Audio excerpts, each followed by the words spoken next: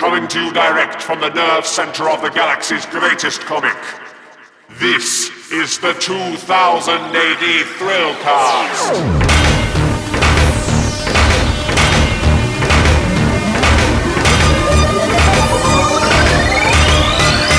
Borag Thung Earthlets, well, it's almost here. You can almost taste it in the air.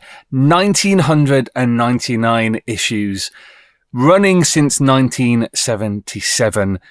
Prog 2000 of 2000 AD is imminent. We have just 1 week to go until this unprecedented milestone in British comics arrives, and well, you can feel the buzz of thrill power from the 2000 AD Nerve Centre as we get ready.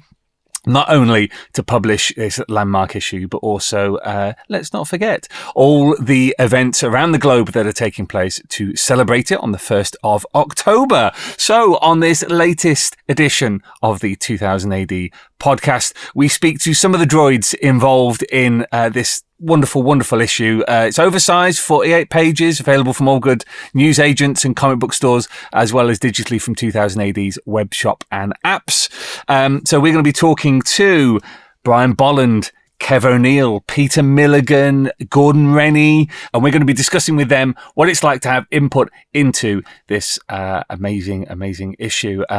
I'm almost overcome with excitement about Prog 2000, as I barely get any sleep. Before we crack on with the Prog 2000 chat, just a reminder that this week we have two of our fine publications out on shelves at newsagents and comic book stores. Prog 1999 with a rather fetching Boo Cook cover, and Judge Dredd magazine number 376. Prog 1999, absolutely fantastic.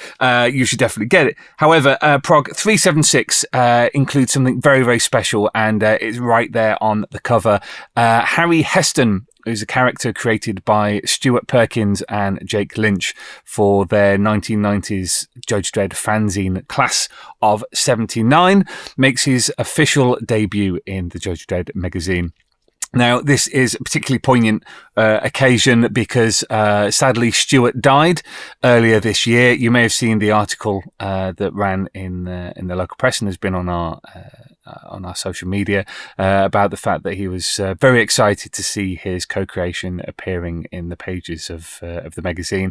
Unfortunately, he never got to see it, but it's great to be able to run this strip written by Arthur Wyatt and drawn by Jake Lynch as a tribute to Stuart and his love of 2000 AD and Judge Dredd. So make sure you grab a copy. Tons of other good stuff in there, including the conclusion to Lawless, which we talked about a number of weeks ago. But definitely one to grab when you can. So let's just talk events. 2000 AD this weekend is at the London International Tattoo Convention at Tobacco Dock in London. If you're able to come along, please do. It's something a little bit different to your normal comic book convention, but we're going to be there with a whole host of artists, 2000 AD artwork exhibition, and usual serving of extreme thrill power, including a rather spooky, deadly guest at our booth. So do check out the lineup for that if you're into your tattoo art, or whether you're not. It promises to be an absolutely fantastic weekend. But 1 weekend after that, we have the 2000 AD Prog 2000 mega signing super global signing event, which is taking place across the world with events in London, Eastbourne, Cardiff, Shrewsbury, Edinburgh, Manchester, Dublin, LA, and Sydney in Australia. 32 droids all taking part in this mega signing event, where you'll be able to get copies of 2000 AD signed by some of the people who make it. Please do go along and support these signings. from Forbidden Planet in London. Scorch Comics in Eastbourne are doing a fantastic screening of Dread afterwards. It's also going to be great to see Chris Burnham at Meltdown Comics in LA, and Mark Sexton, who is over at King's Comics in Sydney. So this is a truly global event, and it can't happen without your support, Earthlets. So make sure you get along to your nearest signing and celebrate Prog 2000 of 2000 AD. Speaking of which, let's crack on with the interviews. Now, although he's been on the cover a few times over the last few years, he's not been within our pages for quite some time. In fact, Cybermat reckoned the last time he appeared in 2000 AD was 1987. So it's absolutely wonderful that Brian Bolland, one of the absolute titans of early 2000 AD, is back within our pages with a one-page sequential strip as part of Prog 2000, and it's wonderful to welcome him to the 2000 AD Thrillcast. Welcome, Brian. Well, thanks very much. Thanks for having me. No worries. So we are coming up to 2000 AD's 2000th issue, and it's special in a lot of ways, but one of those ways is the fact that you've not only returned to 2000 AD, but we have a page of your sequentials, which I think is the first time in 20 odd years. Well, it's a very rare thing for anybody. I don't really do any these days for anybody. Right. I mean, what made you decide to change that? Well, it's such an occasion, really, isn't it? I mean, it was only one page, and I spent a very long time doing it because I work on a computer. I work in Photoshop, and I'm very meticulous these days, and I spent a very long time doing my covers. But it was, an opportunity not to be missed, really, wasn't it? And I mean, was it strange? You say you don't do sequentials very often. Was it strange to come back to that process? Well, I'm a little out of practice at it, and you never know quite what you're going to get with covers. I get to decide what to put on the cover pretty much. Sure. But with this, you're at the mercy of the writer, and if he wants a crowd scene on every panel, which was the case in this in this particular page, then you've got to get on with it. Yeah, and in terms of, I mean, you say it's an occasion. I mean, what does it mean to you for 2000 AD to have reached this milestone? Well, it's a great thing, isn't it? I mean, I think 2000 AD is one of the longest running sort of adventure or action comics that we've had in this country. And I think Judge Dredd has got to have outlived Tander as an action character, hasn't he? Yeah, yes. In terms of how many issues have been printed, yeah, definitely. Yeah, and is it 40 years now? Is it? It will be 40 years in February. Yeah, that's right. I mean, when you were working on Judge Dredd back in the 70s and 80s, yep. Did you have any idea that the character would have this kind of longevity? Not at all. I mean, if you remember, I was working on 2000 AD when Judge Dredd didn't make it to the cover. I don't. At the beginning, I don't think we realised what a great character, what a long-lasting character he was going to be.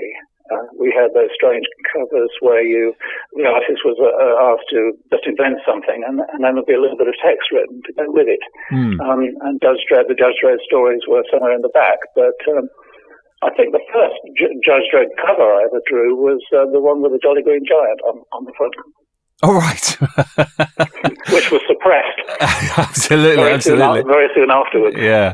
Well, of course, it has reappeared. It has just been reprinted in the Cursed Earth Uncensored. Although, should I say, he was a giant who happened to be green, wearing a lot of leaves. And any similarity to characters living or dead is purely coincidental. Well, quite, yeah. I think that was just coincidental, I think. And I mean, when Matt Smith, our editor, first contacted you with the idea for these kind of interstitial pages that go through Prog 2000, what was your first reaction to it? Well, I thought my reaction was that I don't want not to be in this issue. Right. Oh, good. Really. I had no reason to say no, and so I was happy to do it. And I mean, what does 2000 AD mean to you? Not just in context of your career, but also in personally. Well, I'm hugely fond of it. I mean, my career, whatever shape it's taken over the years, it's really down to the popularity of Judge Dredd, really, in 2000 AD. I think I've been so fortunate that I just happened to be drawing a very popular character. And then I was able to, I'm afraid, I was able to flee the coop and go and work for other people because thanks to 2000 AD, a lot of the artists and writers became known worldwide. So I've got, and in a way, I don't know whether I should plug this, but I think I'm real thankful for Star Wars because the film, because in 1977 somebody at IPC must have said, there's going to be a popular science fiction film coming out soon. Maybe we should put out a science fiction comic. Absolutely.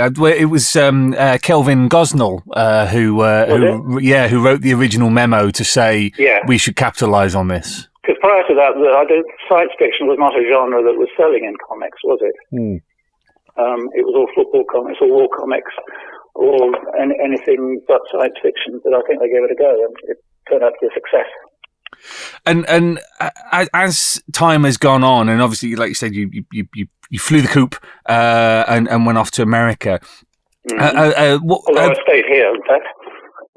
My heart belonged to 2000 AD. Oh, good. I mean, that was really what my next question was going to be, was just how important it is to you. Well, I've worked a lot in the superhero genre in America, but I was never really fully a superhero artist. I like the quirkiness and alternativeness of Judge Dredd. I mean, Judge Dredd isn't a superhero, is he? No. Far from it. The mixture of humour and satire and horror, really, that you get in Judge Dredd was a recipe that I wasn't really able to stray very far from. I could never really do straight superhero work very well. So I always felt that, I can come back to Judge Dredd anytime because I just feel I know him and I know that kind of mix of elements. I mean, it's one of the things that our fans is always asking for is, when are you going to get McMahon back? When are you going to get Bolland back? Have you, I think I was mentioned before at convention panels how you've in the past asked Matt for a Dredd script, but it's just never kind of come together. No, I did ask for one once, and one was written. John Wagner wrote one. I asked for it to be about the League of Fatties, because I like the League of Fatties. But I was very busy at the time, and with the American work, and I just couldn't fit it in. And I knew I was just letting people down by having this script. And eventually Matt said, look, since we've got this script, can we get someone else to do it? So I'm afraid I passed on that one. But, I don't know. I'm not doing much work at the moment. I'm doing a kind of autobiographical kind of memoir in pictures, which I do in my spare time, which I seem to have a lot of at the moment. So maybe I'll do a story. Well, that in the near future. That would be pretty amazing, if I'm honest with you. And we've come up to the 2000th issue now.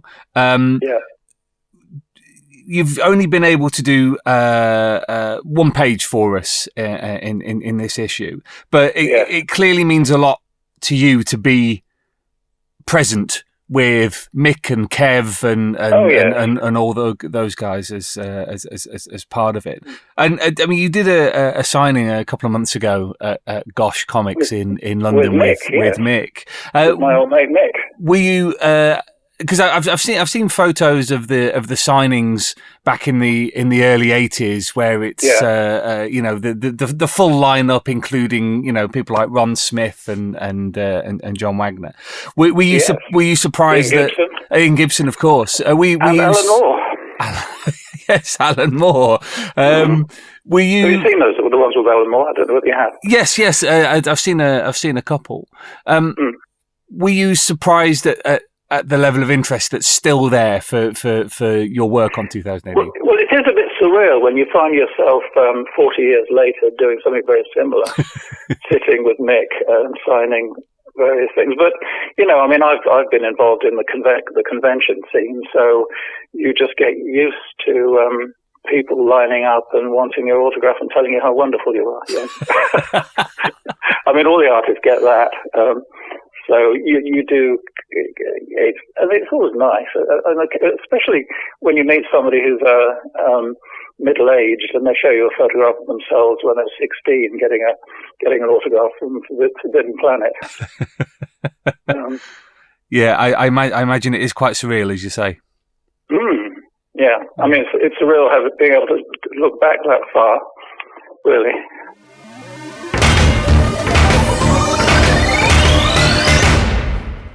We're hopefully going to hear more from Brian in the future on the 2000 AD Thrillcast. Now, looking backwards to looking forwards, Counterfeit Girl is a series that's beginning in Prog 2000. Our editor Matt Smith has been very keen to represent both past, present, and future of the galaxy's greatest, and that is by the creative team of Peter Milligan and Rufus Dayglow. And it's wonderful to welcome Peter Milligan onto the 2080 podcast to speak about Counterfeit Girl. Welcome, Peter. Hi, mate. How you doing? Very well, thank you. So, Counterfeit Girl, let's talk a little bit about that. Do you want to give our listeners a quick rundown of what the strip's about? Yeah, first of all, I wanted to try to, you talked about the stories that hark back to the fantastic stories that happened in 2000 AD. I wanted to create a character with that kind of gravitas or that kind of depth. And the full of a character, you kind of see her, and because of what she does, she kind of feels as though she might have been around for a while, or might be around for a bit longer. The main character is called Counterfeit Girl. And the theme of the story is identity theft. More specifically, identity theft in the future. I've been kind of like, obviously, we all get lots of warnings about identity theft, and perhaps we've all been victims of identity theft of one kind or another. And so I started to think about this and thought about how it might develop into the future, and to push it to it, if you like, it's ad nauseum. I come up with this story set in this kind of Blade Runner-ish kind of world, but slightly weirder than that. And our main character is a woman who's a young woman whose name might be Libra, because you're never quite sure, because she's a counterfeit girl, and she is an identity theft extraordinaire.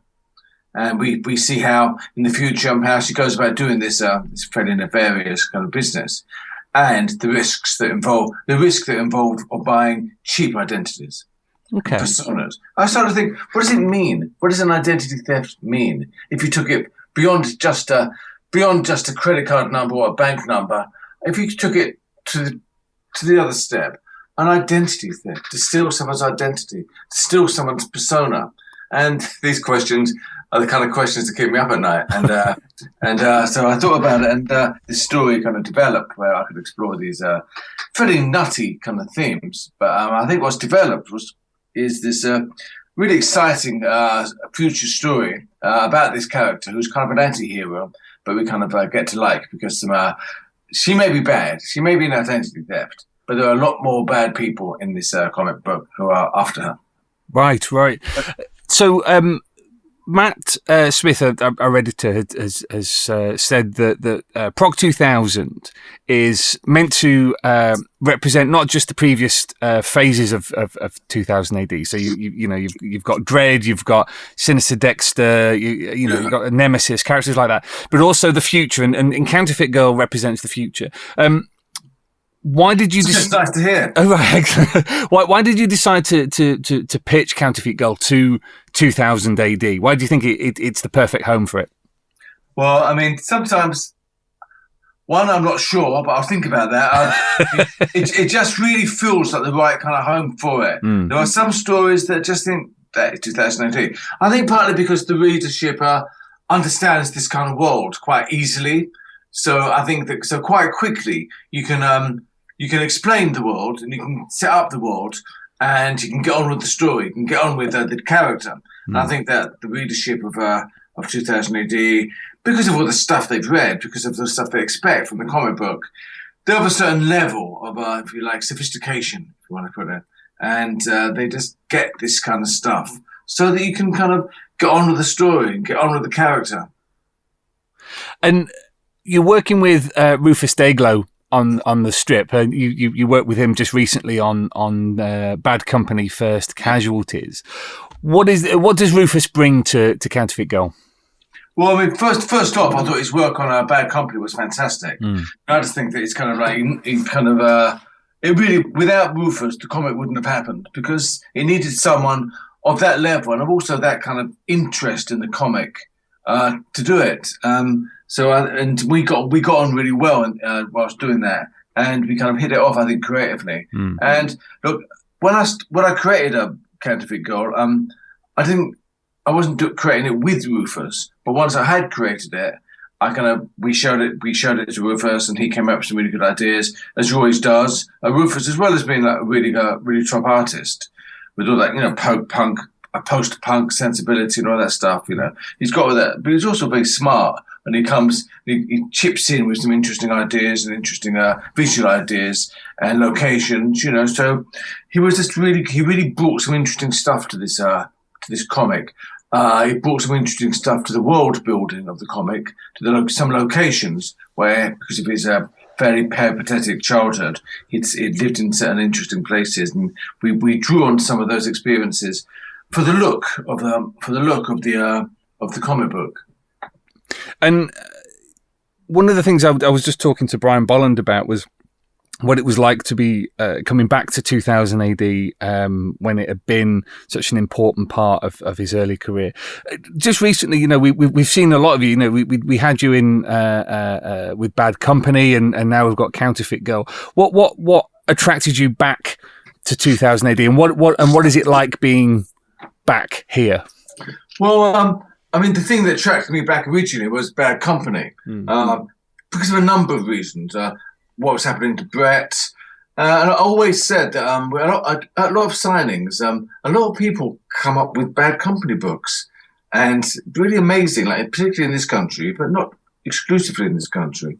And I was always amazed at just how interested and how kind of really into this comic book, Bad Company. After all these years, people were still really into it. And I always told myself, when I had a story that I really wanted to write, I would do one.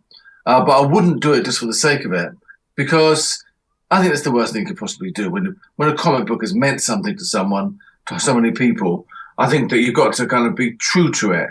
And I always said that I wouldn't write another Bad Company unless I had a story to tell, and I did have a story to tell. More importantly, we had an artist who could draw the story. Brett was, God bless his soul, it was in no condition then to draw it. So Rufus then came along and realised how much Rufus loved war stories and Bad Company, and so that was really kind of worked out well. And when I came back to 2000 AD and working with Bad Company, I just enjoyed the atmosphere again. I enjoyed being there. I enjoyed the kind of the 6-part story. It was a change from what I normally do and what I have been doing, and it was just a complete change. And I thought, this is quite interesting. There are some stories that would fit Bad Company, would fit 2000 AD more than they would fit anywhere else. And I think Counterfeit Girl, it could obviously go somewhere else, but it just seemed such a good fit for 2000 AD that after Bad Company, I thought, well, if I have another idea and I think it's good for 2000 AD, I'll show it to Matt to see whether it disgusts him or whether he likes it. And unfortunately, it fell somewhere in the middle of those two. Yeah. I think he liked it, and he did like it, and we talked about it, and it just developed, and I think it's great. What's it like for you seeing 2000 AD get to 2000 issues? I mean, it's a hell of a milestone, isn't it? Yeah, I think it's kind of past its midlife crisis, isn't it? I think that was a few years ago. I don't know what comes after a midlife crisis. I think second childhood. Second childhood, yeah. I think it's I think a lot of the readers that come along, they're certainly in the second childhood, I can tell you. Because these kind of people of an age where they should know better coming along with big cases full of 2000 ADs. I think it's fantastic. And, as long as they're there, we're here, I think it's a fantastic thing. Yeah. And I mean, you said that Counterfeit Girl, you feel like you wanted it to feel like a character that's either been around for a long time or has a future. I mean, have you got? When you saw Judge Dredd, or when you saw I don't know, Strontium Dog, or you saw some of those other characters, you thought, this looks like a character that's part of the 2000 AD stable. I quite liked the idea of creating a character that was very different from all that, very different, because she's not macho, and she doesn't carry guns, and she's very different from the usual kind of 2000 AD character. I guess a bit closer to Halo Jones than Judge Dredd or Strontium Dog, but not really like Halo Jones. So a bit more, but more in that ilk, you know. So I guess I wanted to create something that felt like, oh, this feels like a 2000 AD character.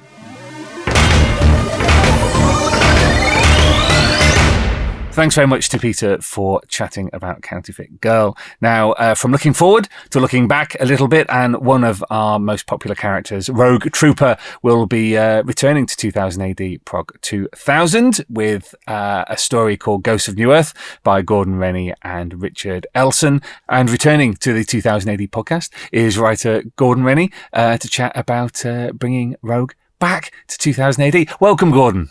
Oh, hey, Mike, thanks. No worries. So, Rogue Trooper, I mean, this is a universe that you are used to playing in, because you've got Jaeger, which you're writing at the moment, and you had the 86ers a while back, and you have done Rogue Trooper stories in the past. What is it about the character that attracts you so much? I think it's the environment rather than the character. As we'll soon talk, my ambition is always to write Rogue Trooper with as little Rogue Trooper as possible in it. So it's the environment of New Earth, just this endless war that I always like, and the mad technology and just the completely messed up mess they made of this planet. That's what I like. For Prog 2000, do you want to give us an idea of what aspect of Rogue and his world we're visiting with this episode? Well, the story is called Ghosts of New Earth, and it's about sort of New Earth urban myths. The idea was that the war's been going on so long now, it's acquired its own mythology and folklore, ghost stories about the war, about some of the things that happen in it, and that Rogue has become one of those ghost stories, and so is another character who's also featured in the story, which spoilers won't go into here. They're the ghosts of New Earth. Right. Was it something that Matt Smith approached you to do for Prog 2000? Well, I don't know about Matt. Tharg approached me. Tharg, sorry. Terribly sorry. And I said, after the usual Borag Thung stuff, I said to him, is it a retrofest or can I do something different? And he said he'd like something different. So that's what I tried to do. Okay. So I always like trying to do something different. Is there often an issue with characters that have been around for a long time, like Rogue Trooper, have a lot of backstory, various different attempts to change the character and reboot it, that you become beholden to that past? There is that issue, but I try not to be beholden to no man or nothing. I quite happily break the rules and circumvent what I can. That's what I've done here again. It's still recognisably Rogue, but a slightly different look at his world, hopefully. Okay. And, I mean, obviously this is in Prog 2000, and one thing that we've already spoken to Brian and to Peter about is what a milestone this is, what a landmark issue. As someone who's been writing for us for many years, what are your feelings about 2000 AD reaching this point? It's great. It's there. I mean, I don't really dwell on landmarks and things like that, to be honest. I'm just glad to have been part of it. I mean, along for the ride, and as reader and now as creator. And 2000 issues. Good Lord, who'd have thought it? With this story, you're working with Richard Elson. Have you had any contact with him? Have you seen any of the visuals? No, I have not seen a page of it so far. Oh, right, okay. It'll be a surprise to us all then. In a few days' time, when it hits my doorstep. But you've worked with numerous artists on Rogue Trooper and Rogue Trooper World stories. Who's been your favourite? Oh dear me, what a question to ask. Simon Colby on Jaeger is my favourite. Are there any particular qualities why that is? Because it's very kind of visceral and nasty kind of artwork, isn't it? Yeah, Simon gives good Nort, and it's got a horrible grungy look to it, especially with Len O'Grady's colouring. I think it really, really nails what that whole universe is about. The look they've got. Yeah. And you've also got a new series coming up soon called Hunted. Do you want to give us a little taster of what that's going to be about? It's back to New Earth again. Yay. And it's about the Traitor General. I'll just get spoilers out the window here. It spins off slightly from Ghosts of New Earth. Although the two stories aren't necessarily connected. I like writing the bad guys. I wanted to do for him what I've done for Nortz and Jaeger, is slightly humanise him. Although he's absolutely horrible, though he's still got no redeeming features. But I tried to give him what he never had before, which is a personality and a motivation and a past. Why do you think a character like Rogue Trooper is not just ripe for retellings and exploring the world, but why do you think he's so popular? Because people like war stories, they're always around. I think it's that simple. I think there's plenty in Rogue that's interesting, the idea of a soldier created for war, but it's still never really been that well investigated, I feel, in the scripts. Is he human? Is he not human? What's his psychology? We never really find out what goes on in his head. And then, of course, you've got the biochips, which of course are meant to be his soul in many ways. They're a great idea. I'm not sure they've ever. It's the stupid names and the talking hat that always gets me. It always backs the talking hat with me. I try to do it as make it as credible as I can, but. We're looking forward to seeing more Rogue Trooper in Prog 2000 and also to reading Hunted. So thanks very much for chatting, Gordon. Really appreciate it. Looking forward to seeing what you deliver from the battlefields of New Earth. Okay, thanks, Mike.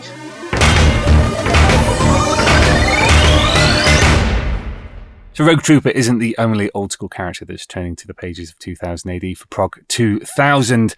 Nemesis the Warlock, who's one of the most popular characters we've ever published, is making a return. Pat and Kev came to us in 1999 with supposedly the last chapter in Nemesis's story, ably helped by the excellent Henry Flint. But for this very special issue, they have reunited for one last bite at Nemesis's story, and to be quite frank, it is absolutely mind-blowing stuff. So it's absolutely wonderful to welcome Mr. Kev O'Neill, one of the titans of 2000 AD, to the podcast. Welcome, Kevin. Very nice to meet you, Michael. It's my pleasure. Good. So let's talk about Nemesis the Warlock. What's it like being back? Well, it's like it was yesterday. I think the last one I did, which was actually the final episode ever, was got to be a decade ago or more.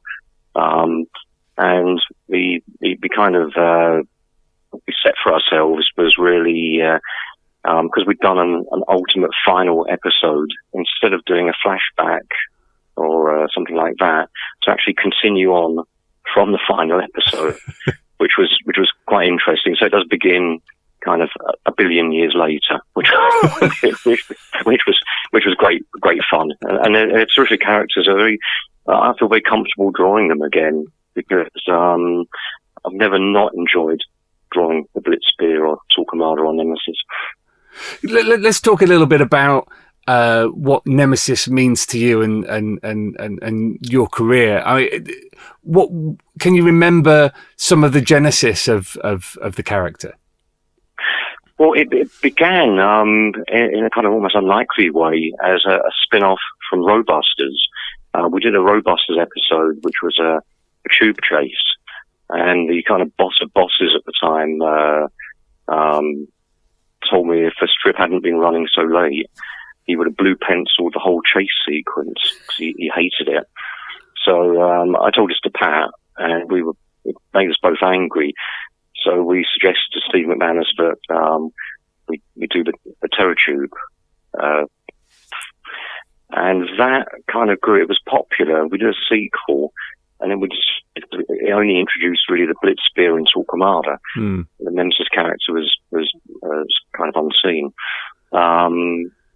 So we did a summer special story, and we developed it further. And in those days, you could just ring up and say, we'd like to do a series spinning off these characters, and it just happened. We just went ahead and did it. We were trusted enough to do it. I got the impression that there were certain people at IPC who just didn't like it. They knew it was smuggling in elements that they were uncomfortable with, so they couldn't exactly pinpoint what it was. I think had they known we were a couple of lapsed Catholics, a lot of that past history was being poured onto the pages. It probably would not have been public, because IPC was extremely conservative. So 2000 AD we were always bristling because we were being thwarted a lot of the time with what we could or could not show. Nowhere near very to do as it is today. But that was, in a way, that was part of the fun. It was a kind of game, with management, to sneak in stuff, half your heads off, because that had got by, and they were seeing other things which are completely innocent, and I was changing them, and ludicrous alterations. It was always huge fun, and that kind of really came back to me when the opportunity to do a 6-pager came up. Plus, it is Prog 2000. I think if it was Prog 3000, you'd need a Ouija board to contact me, frankly. I mean, was when the idea was first mooted about just one more Nemesis the Warlock story, was it an immediate yes? Instant. It was instant. Pat told me. I think Matt said 5 pages, and all I said was, "Can it be 6?" The kind of classic Nemesis story length. But there was no question of. It just felt like it'd be a lot of fun. And I know it's sometimes to be cautious returning to popular characters, not to sort of fumble the ball, so to speak. But as I say, we had some problems at the beginning, which made it kind of interesting. And once I started drawing them again, it was kind of, like I say, like yesterday. They're very enjoyable to draw because we put the time in the past. But I would have stopped drawing it if it hadn't been back in those days. Really so poorly paid, I couldn't make a living drawing it. That's the awful truth of it, I mean, I find it incredible that even with the kind of conflict you describe between creators and management, you got so much through with Nemesis. I mean, it's absolutely dripping with, very overt political satire. There's a lot of quite rude imagery in there as well. Yes, I agree. It was in a way it was so over the top. It was getting stuff by in plain sight. It wasn't. It didn't look like something that would have appeared in any of the other publications. And by that point, 2000 AD was. It was kind of strutting its stuff. It was making quite an impression, and Americans had begun to notice it because all stuff was being reprinted out there. So it was just an interesting time. Like I say, it was an archly conservative company, IPC, and there was a small amount of joy in getting stuff past them. That was it was schoolboyish but fun. And I mean, there's a lot of water under the bridge from the last time even we saw Nemesis in 2000 AD. But I get the feeling that as soon as you started drawing him again, it was like a duck to water. All the old kind of, I don't know, artistic reflexes kind of kicked in. What was really handy this time, the last time I drew Nemesis, I'd really only just begun the League of Extraordinary Gentlemen, which of course is from black and white for colour.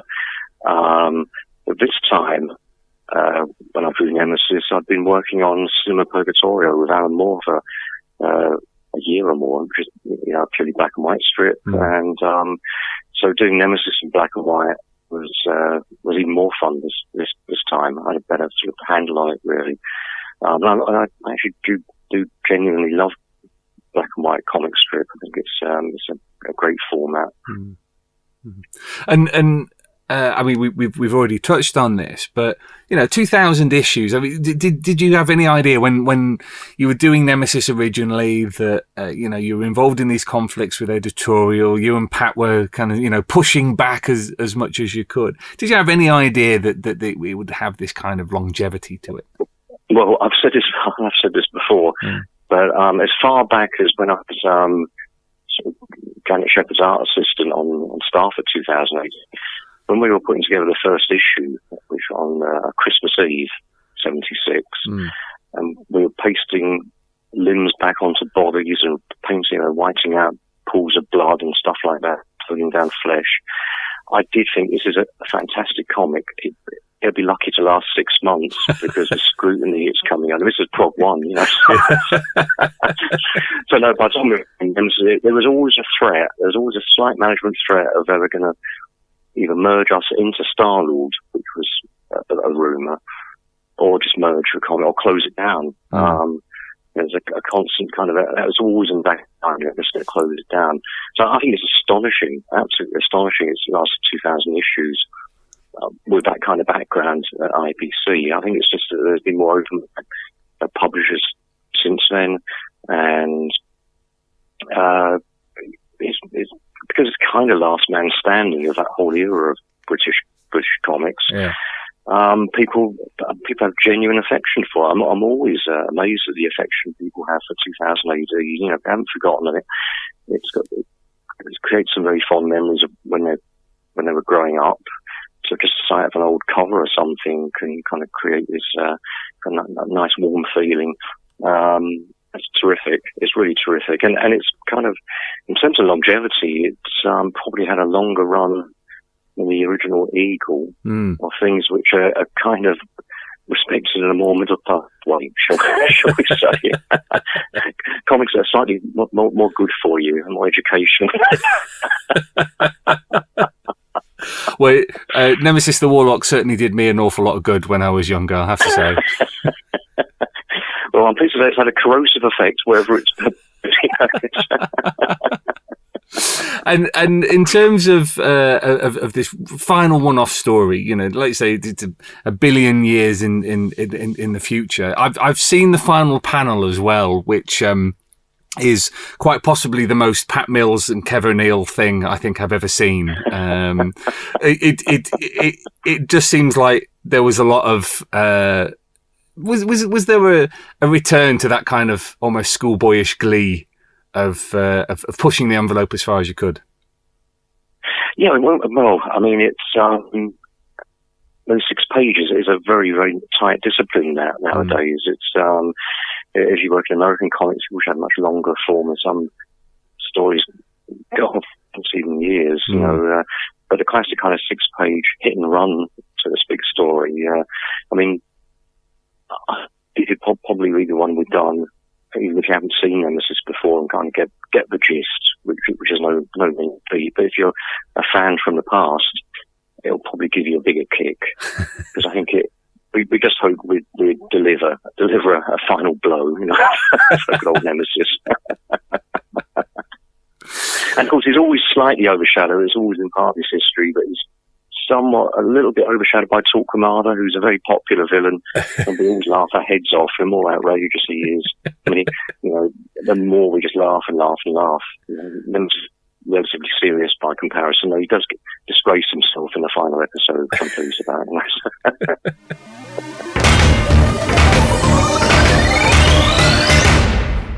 Well, what a lineup.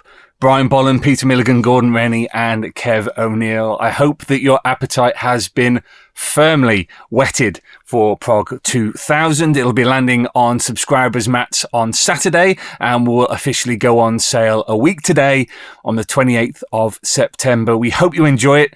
We've read it. It's absolutely fantastic. And what more can we say? Here's to 2,000 more issues of 2000 AD. Thank you for listening to the Thrillcast. I've been your host, Molchar. Splundig Verthrig, Earthlets. Now, are you reading the galaxy's greatest comic? 2000 AD is in orbit every Wednesday from all good newsagents and comic book stores. 2000 AD is also available digitally. You can get PDF copies, which are DRM free, from our website at www.2000adonline.com, or you can download the free 2000 AD app for Apple and Android devices. Now, you get that by searching for 2000 space AD in iTunes and the Google Play Store. There's also the Judge Dredd magazine, which is published in print and digital every month with more pages, more Dredd-centric stories, special features, and a bagged reprint magazine featuring forgotten 2000 AD classics. And don't forget that our graphic novels, including absolute timeless classics like Strontium Dog, Ace Trucking, Flesh, Judge Dredd, Slain, Robo Hunter, and many, many more, are also available digitally through our web shop and app. We're on social media with the latest announcements, competitions and freebies. Search on Facebook and Google Plus for 2000 AD. If you're on Instagram, we're Insta2000AD, and you can follow us on Twitter, where we are at 2000 AD. Make sure you stay Zarjaz, Earthlets. Splundig Verthrig.